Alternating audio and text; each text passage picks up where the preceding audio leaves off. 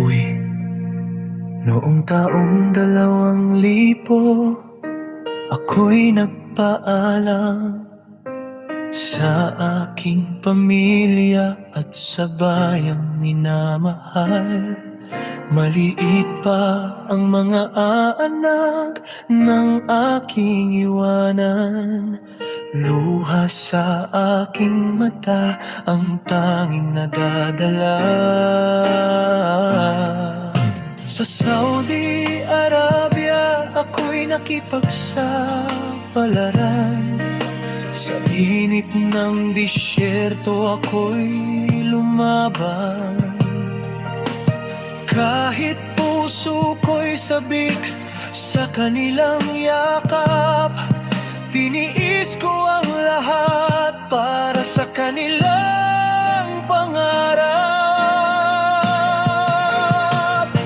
Ako si Antolin Generalao, isang amang nagsakripisyo.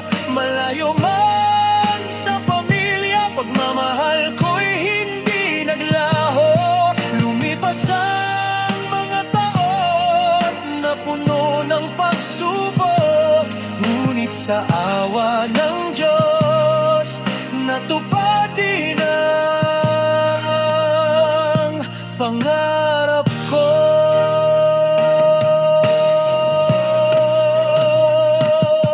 Kay bilis ng panahon, hindi ko na malayan. Maanak kong musmos noon ay may pamilya na ngayon. May mga apo nang yumayakap at tumatawag ng lolo. At bawat ngiti nila'y nagpapasaya sa puso ko.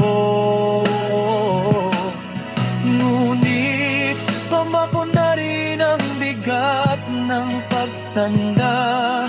May mga kirot na ang aking katawan, kaya't napagtanto ang tunay na kaligayahan ay ang makasama sila sa bawat araw ng buhay. Ako si Antolin Generalao, isang amang nagsakripisyo. Malayo man sa pamilya, pagmamahal ko'y hindi naglaho.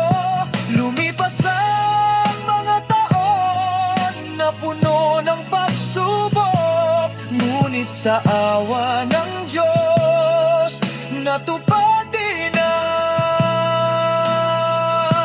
pangarap ko. Panahon na upang umuwi sa mahal kong Pilipinas, iwan ng disyerto at ang mahabang pakikibaka.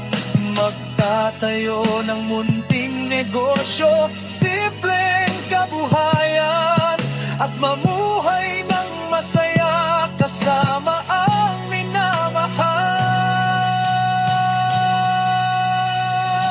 Ako si Antolin Generalao, ngayon'y handa nang umuwi. Bitbit ang tagumpay at mga aral ng buhay. Kasama ang pamilya, mga anak at mga apo, doon ko gugugulin ang natitirang panahon ko.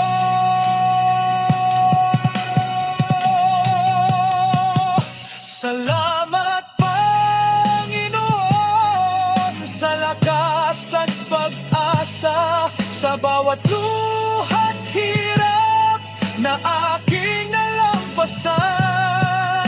Mula Saudi Arabia hanggang sa Pilipinas,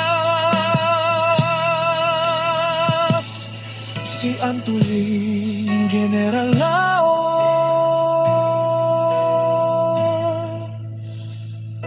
ay uwi na.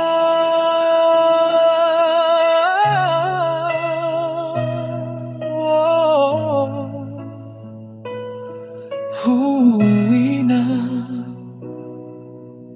kasama ang pamilya habang buhay.